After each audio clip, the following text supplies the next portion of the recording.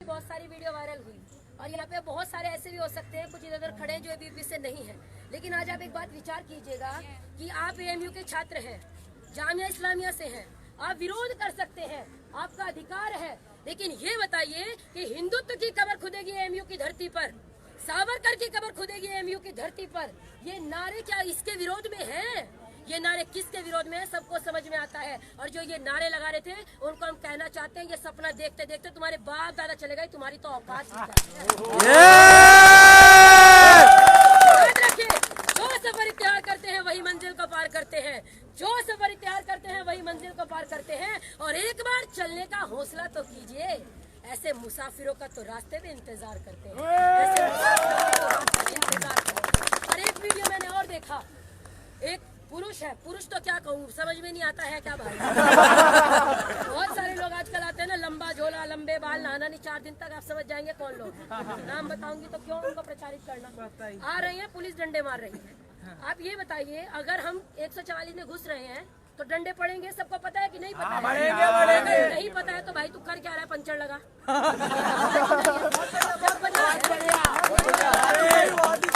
एक लड़का वहाँ पे खड़ा है, आप विरोध समर्थन दिमाग लगाइएगा। आज एक लड़का वहाँ खड़ा है, उसको बचाने 4-5 क्रांतिकारिणी आई है क्रांति करने। अब आप एक बात बताओ क्यों आई है?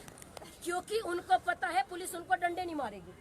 अब आप एक बात बताओ, एक तरफ तो हम पुरुषों के बराबर हैं, हम लड़कों के बराबर है, जब डंडे खाने की बात आती है तब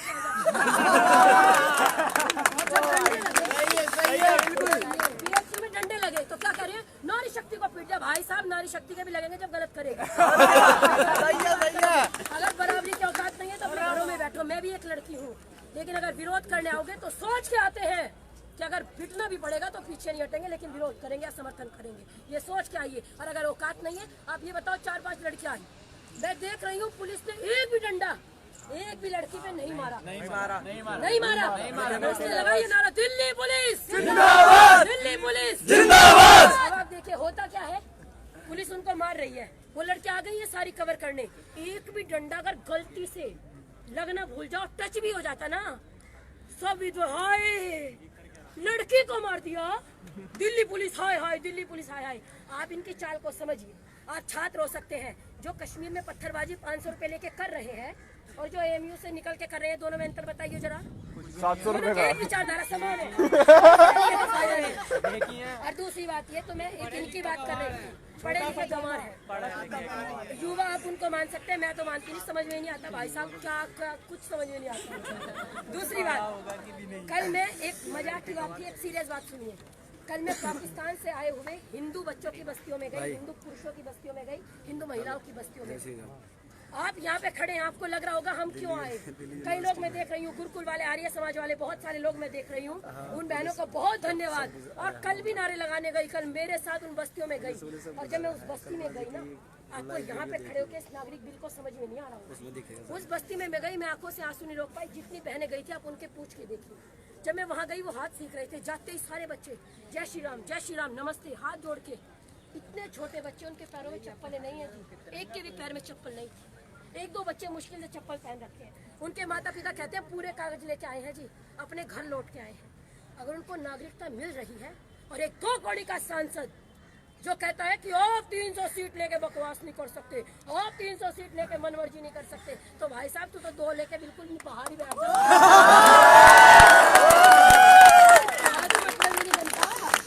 तुम तो 2 सीट लाके जवान चलाओ और वो 300 सीट लेके बकवास न करे।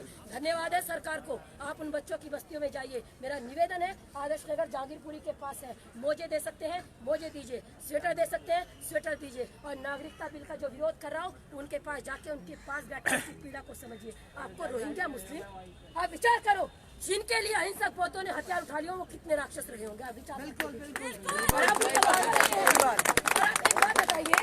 एक बात बताइए, एएमयू वाले, जामिया इस्लामिया वाले जो क्रांति कर रहे हैं उनसे पूछो भाई तुम कौन, तुमको बाहर निकाला जा रहा है? नहीं जी। तुम कौन नको जी हम खम्माई खा। बेगानी शादी में अब्दुल्ला दीवाना, भाई अब्दुल्ला मतलब ये मत लियो, उनको कह दिया जी, नहीं तो फिर शुरू हो जाएंगे। अब्दुल्ला माने कहावत है। तो आप याद रखिए कि हम सभी अगर एकजुट रहेंगे, अगर देश विरोधी ताकतें मैदान में है तो आपको मैदान में आना पड़ेगा, आपको जवाब देना पड़ेगा। और लोग कह रहे थे डीयू उनके साथ है, नहीं भाई,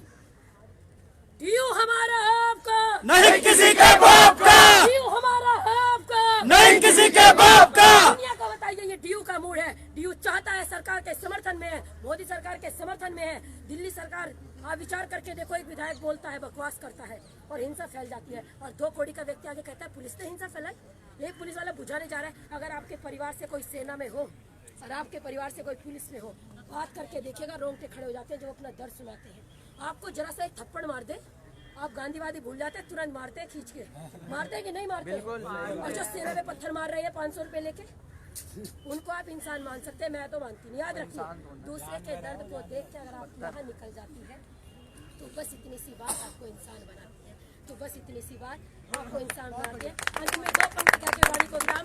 आप सभी आए, धन्यवाद की जरूरत ही नहीं, बहन ने कह दिया, निधि त्रिपाठी जी ने, हम सबका कर्तव्य था। और जहाँ है, जिस स्तर पे है, अपने स्तर पे डट के मुकाबला कीजिए। याद रखिए, चट्टानों को चटका दे रवानी उसे कहते हैं, चट्टानों को चटका दे रवानी उसे कहते हैं, और दिल पे जो नक्शा हो जाए कहानी उसे कहते हैं।